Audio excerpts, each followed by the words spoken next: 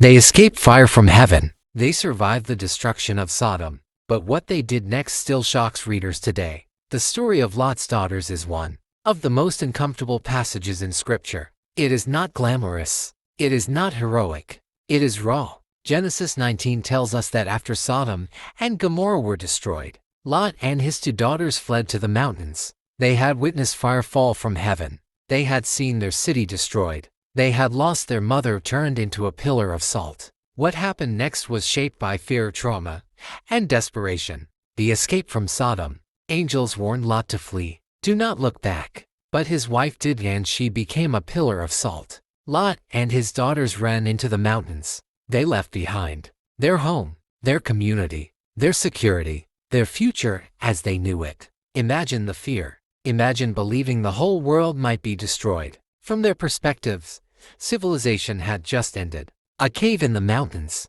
Genesis says they lived in a cave. A cave. From city life to isolation. From society to survival mode. The daughters began to think, our father is old. There is no man left in the land to give us children. They believed they were alone. Whether this belief was accurate or influenced by trauma, Scripture shows their mindset: survival. A desperate plan. The daughters made a plan. They would get their father drunk. They would lie with him and preserve their family line. This was not presented as righteous. It was presented as desperate. Twice, Lot became intoxicated. Twice, the daughters conceived. It is a disturbing moment in biblical history, but Scripture does not hide human brokenness. It records it honestly. The children born. The older daughter bore a son named Moab.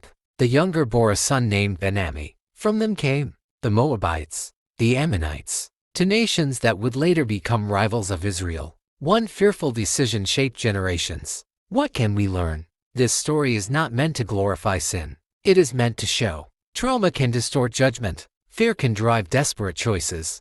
Isolation can cloud perspective. Lot's daughters had just experienced destruction, loss, shock, grief. Fear told them the world had ended. Fear convinced them survival required compromise. God's redemptive thread. But here is something powerful. Though the Moabites later opposed Israel, a Moabite woman named Ruth would one day choose faith in Israel's God. Ruth became the great-grandmother of King David, and through David came Jesus. Even from broken decisions, God can weave redemption. This does not excuse the act, but it reveals God's sovereignty. Lot's daughters remind us, when fear leads, wisdom fades. When we isolate ourselves, our thinking can become distorted. Help us not to make decisions rooted in fear.